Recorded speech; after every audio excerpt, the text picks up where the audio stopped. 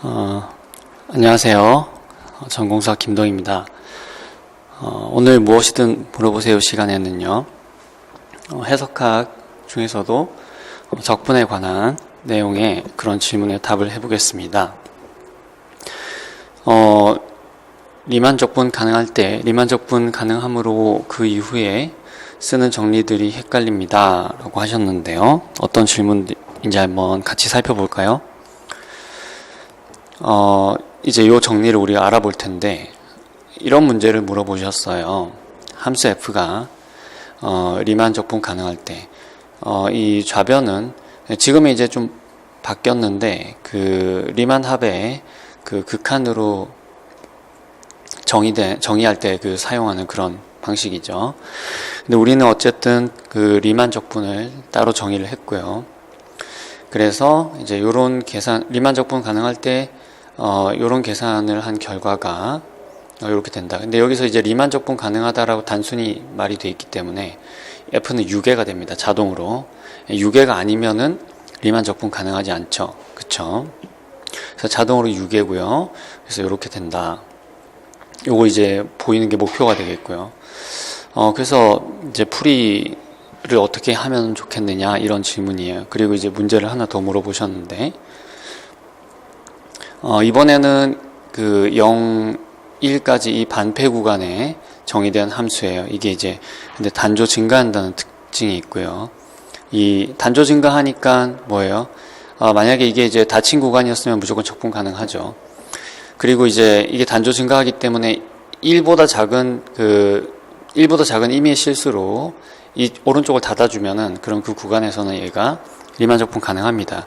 그때 이 특이 적분이 수렴한다라고 했어요. 수렴하면 그러면 이제 이 왼쪽에 있는 표현이 그 오른쪽으로 이렇게 수렴한다는 것을 보이시오 하는 이런 문제들을 질문을 하셨습니다. 자, 그래서 이걸 해결을 하려면 우리가 이제 어떤 지식이 필요한지 살펴보죠. 보통 우리가 이제 리만 적분을 하면 리만 적분 가능한 조건으로 이 2번 조건을 공부를 합니다. 네. 근데 여기서 조금 더 나아가면은 이 3번 조건도 우리가 알아낼 수가 있는데요. 그래서 크게 요 세 가지를 여러분들이 그러니까 사실은 두 가지죠. 요거는 이제 뭐 정의니까요. 요 두 가지 조건을 잘 알고 계시면 문제 푸는데 굉장히 좀 그 적분에 관련된 문제를 해결하는데 유용할 거라고 생각이 됩니다. 오늘은 이 정리를 증명을 할 건 아니고요. 이 정리를 활용하는 방법, 정리의 내용과 정리를 활용하는 방법, 이런 점에 대해서 이제 알아보도록 하겠습니다. 자, 닫힌 구간에서 유계 실가 함수에 대해서 이런 것이 다 동치다라고 했는데요. F가 구간 I에서 리만 적분 가능하다. 그리고 두 번째 조건은 뭐냐면은 임의의 양수 입실론에 대해서 상합과 어떤 분할이 존재해가지고 이 분할이 뭐 어떻게 생겼는지는 나와 있지 않아요. 그렇지만 이 분할이 존재해서 상합과 하합의 차가 입실론보다 작아진다. 이것을 만족한다라고 했습니다. 그 다음에 세 번째는 뭐냐면 이번에는 그 양수 입실론에 대해서 어떤 양수 델타가 존재해요. 각각의 양수 입실론에 대해서. 그래서 임의의 구간 I의 분할 P가 요 조건을 만족하는. 근데 요 조건은 뭐냐면 요게 좀 설명이 필요한데요.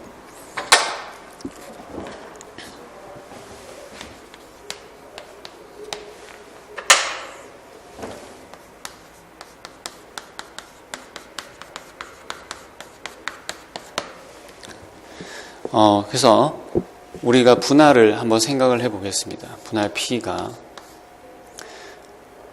뭐 표현하는 방법은 뭐 굉장히 여러 가지죠. x0, x1, x2, xn. 네, 이런 분할이 있다라고 했을 때, 그때 이 분할의 크기는요, 이 아이들 중에서 간격이 제일 큰 걸 말합니다. 가장 큰 거. 그래서 max 델타 x j, j는 1에서 n까지. 여기서 이제 델타 x j는 이거는 x j 마이너스 xj-1 네, 이렇게 되겠어요. 이 세 번째 조건은 그러니까 간격이 가장 큰 간격이 델타보다 작으면 무조건 그 리만 상합과 리만 하합의 차가 그 입실론보다 작아진다. 예, 이런 조건을 이야기를 해주는 겁니다. 자, 이걸 활용을 해서 우리가 이 문제를 어떻게 풀 수 있는지 생각을 해보겠습니다. 자, 여기는 그냥 이제 리만 적분이 가능하다라고 나와 있어요. 그랬을 때 이 좌측에 이 부분은 뭘까요? 이거는 그냥 리만 합이죠. 그쵸? 리만 합이기 때문에 리만 상합과 리만 하합의 사이에 있습니다. 그쵸? 자, 그러면 이제 우리가 어떻게 해줄 수 있느냐? 그 해당하는 리만 상합과 리만 하합의 그 차가 이제 입실론보다 작게 만들어주면서 우리가 이제 요 극한이 1로 수렴한다는 것을 증명을 할 수가 있는 거죠. 자, 구체적으로 한번 논의를 해보겠습니다.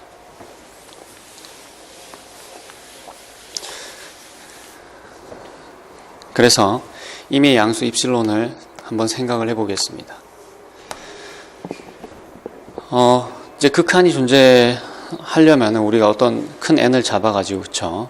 그 n보다 큰 작은 그 n보다 큰 스몰 n에 대해서는 얘하고 얘 차이가 입실론보다 작아진다라는 것을 보여야 됩니다. 그쵸? 자, 그런데 우리가 할 수 있는 것은 앞에 정리해서 우리가 간격에 대한 얘기를 할 수가 있겠죠. 그래서 우리가 양수 델타를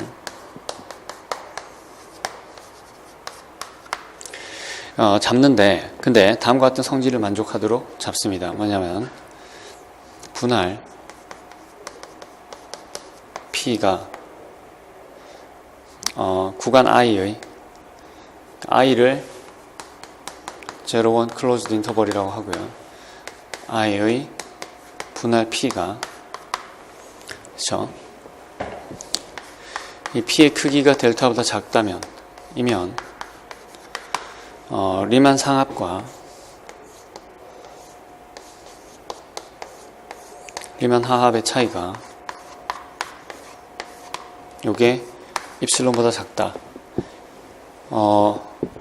성립하도록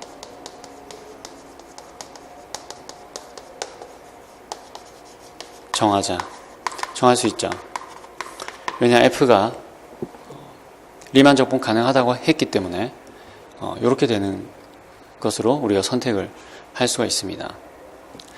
자, 그러면 이제 이 델타하고 관계해서 n을 설정을 해줘야 되겠죠. 그래서 얘는 지금 균등한 분할이기 때문에 간격이 n분의 1입니다. 왜냐하면 구간의 길이가 1이니까요. 그래서 이 n분의 1이 델타보다 더 작게 되도록 설정을 해주면 됩니다. 그래서 우리가 n은 델타분의 1라 하고, 이 스몰 n이 이 라지 n보다 크다, 이렇게 가정을 해보겠습니다. 자, 이렇게 되면 이제 n분의 1이 이게 델타분의 1보다 작죠. 그래서 우리가 파티션 P를 0, n분의 1, n분의 2, n분의 n는 1 네, 이렇게 잡아주게 되면은 요거는 크기가 그냥 n분의 1입니다. 그렇죠? 그렇기 때문에 이게 델타분의 n분의 1이 델타보다 작은 거죠. 그래서 요게 델타보다 작게 되겠습니다. 그쵸? 자, 그러면은 이 델타의 성질 때문에 우리가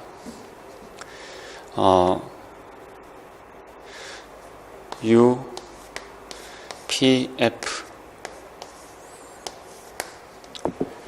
마이너스 L, P, F가 요게 입실론보다 작다라고 할 수 있는 거죠. 그죠? 자, 그런데 분명히 L, P, F 보다는 요게 같거나 크고요. 그리고 U, P, F보다는 같거나 작습니다. 그쵸?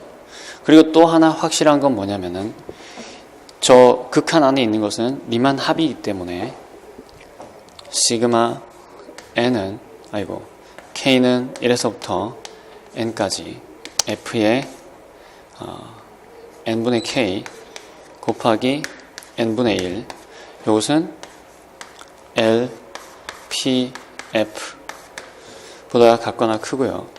U, P, F 보다 같거나 작습니다. 그죠? 자, 따라서 이 둘의 차는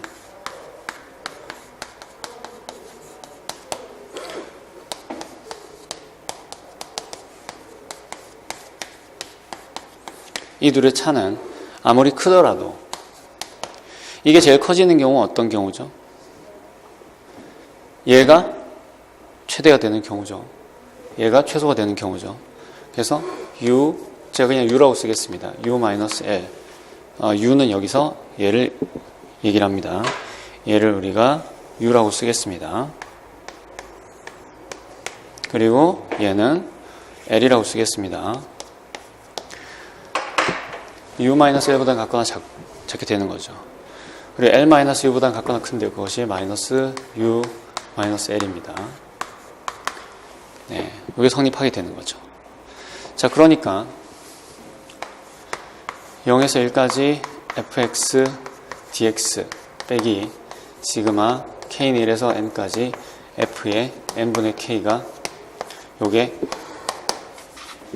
u-l인데 요게 입실론보다 작으니까 이 부등식이 성립을 하는 겁니다. 얘가 얘보다 작다가 성립하는 거예요. 자, 그런데 이 구조를 한번 보세요.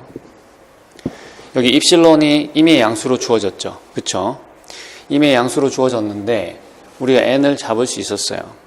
그래서 요 n보다 큰 스몰 n에 대해서 항상 요 부등식이 성립하게 되는 거죠. 그쵸? 자, 그렇기 때문에 우리가 뭐예요? 수열의 극한의 정의에 의해서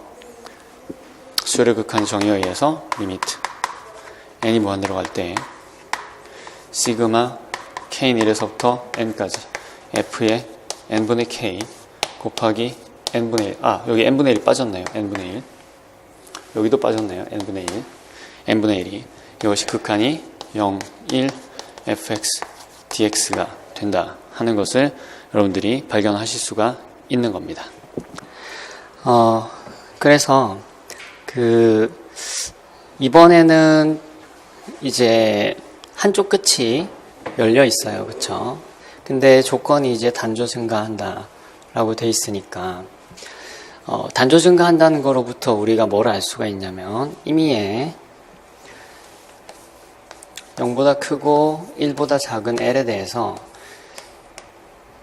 구간 0L에서는 fx가 적분 가능하다. 요거는 이제 다음과 같은 두 가지 사실에서 알 수가 있는데, 첫 번째, 단조 증가하기 때문에 불연속점이 6의 가산계. 두 번째, 르베그 적분 가능 판정법에 의해서 이 두 가지로부터 알 수가 있습니다. 자, 그랬을 때 이제 이번에는 얘가 이렇게 이제 수렴, 이게 뭐죠? 이게 지금 리만 합처럼 생긴 거죠. 근데 이거는 지금, 개수도 n-1개고, 그 다음에 이쪽이 지금 열려있기 때문에 그냥 단순한 리만 합으로 볼 수는 없습니다. 어쨌든 하지만 요것이 이리로 이제 수렴한다라고 하는 것을 보이라고 했는데요. 우리가 우선 이미 n에 대해서 성립하는 부등식을 하나 생각을 해보겠습니다. f가 분명히 단조 단조 증가하는 함수죠. 단조 증가하는 함수이기 때문에 이쪽 부분을 한번 표현을 해보면은, 예를 들어서 우리가 n분의 1에 n분의 1의 f의 n분의 k 그래프로 먼저 한번 볼까요? f가 지금 0에서 1까지 단조 증가하니까 이런 그래프로 주어졌다라고 했을 때, 뭐 여기가 지금 수렴하는지 어떤지는 알 수가 없습니다. 이 그래프를 우리가 K등분을 해서 지금 계산한 부분은 일단 그래프가 이제 그 양수라고 가정을 하면 이런 부분이 되겠죠. 그쵸?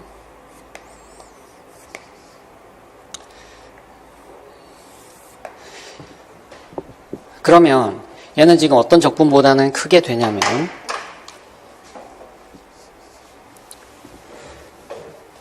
(0에서) n분의 n-1까지 fx dx 요거보다는 같거나 크게 됩니다.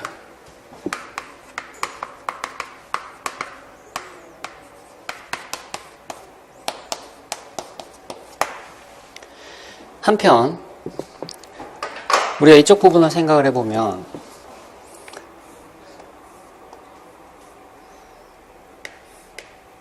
이쪽 부분들을 생각을 해보면 얘도 비었고요. 그쵸? 그 다음에 여기는 지금 다 그래프가 빨간 그래프 밑에 있죠. 빨간 그래프 밑에 있기 때문에 이것이, 근데 이제 우리가 f가 지금 음수인지 양수인지 모르는 게, 여기서는 지금 양수라고 했지만 음수인지 양수인지 모르기 때문에 우리가 이 부분을 뺐다고 해서 적분값이 작아질 거라고는 생각을 할 수가 없습니다. 그래서 우리가 이렇게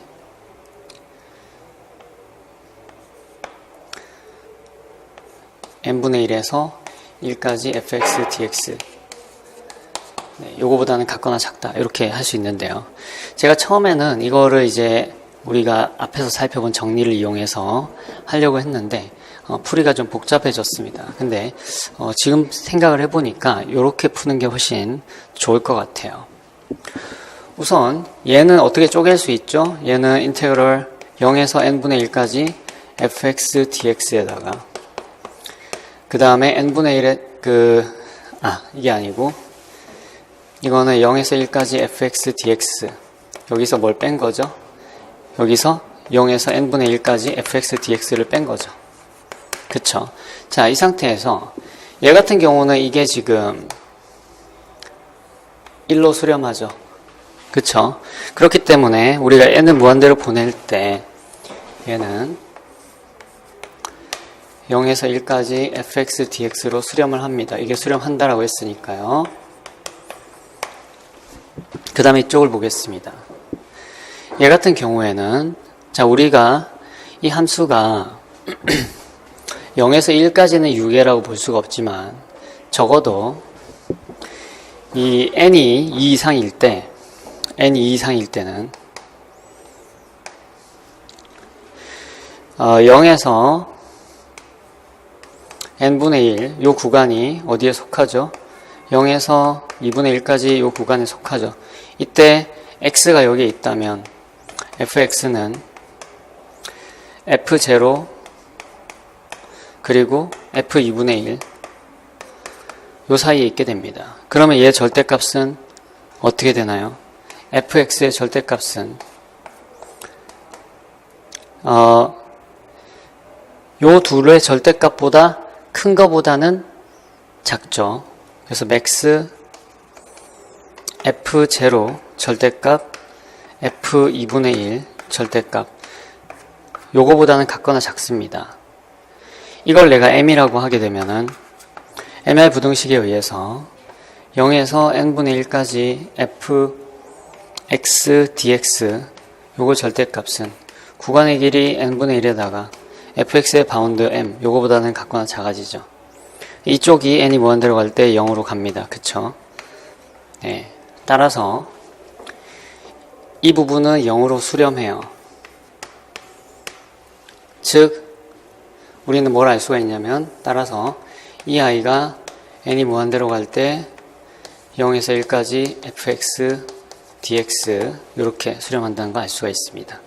자, 따라서 이 부분이 어떻게 되죠? 이 부분이 n이 무한대로 갈 때 조임 정리에 의해서 0에서 1 fx, dx로 수렴한다 라는 것을 알 수가 있습니다.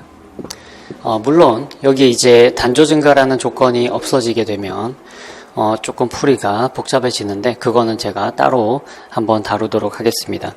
단조 증가라는 조건이 없어지면 이제 우리가 이것과 그 다음 이상적분의 정의를 좀 복합적으로 활용을 해야 되는 그런 풀이가 되겠습니다. 네, 마치겠습니다.